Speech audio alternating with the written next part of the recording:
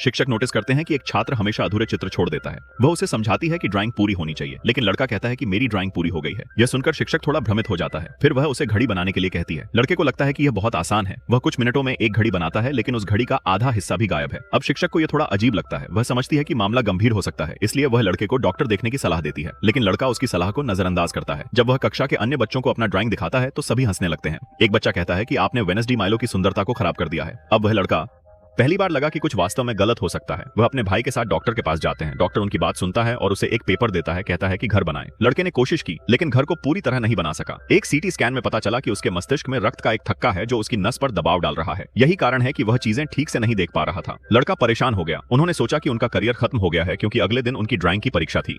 फिर उसके भाई को एक उपाय सूझा। उसने तय किया कि वह परीक्षा हॉल में लड़के की जगह लेगा। लड़के ने जल्दी से आधी ड्राइंग बनाई। उसके बाद उसने पेट में दर्द का बहाना किया और कुछ कहने लगा।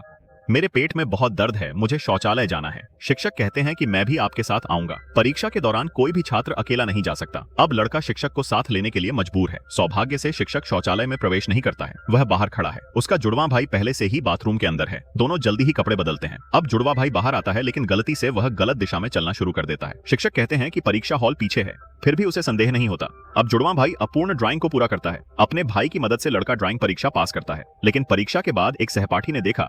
उसका भाई लड़के के पास दौड़ते हुए आया और पूछा, क्या तुम्हारा जुड़वा भाई है? लड़का घबरा गया और जवाब दिया कि नहीं, मैं अपने माता पिता का इकलौता बच्चा हूँ। लड़की को शक हुआ और उसने भरोसा नहीं किया। अंत में उसे असलियत का पता चलता है। क्या आपको कभी ड्राइंग में परेशानी का सामना करना पड़ा है? आप हमें कमेंट करके अपना अनुभव साझा कर सकते हैं।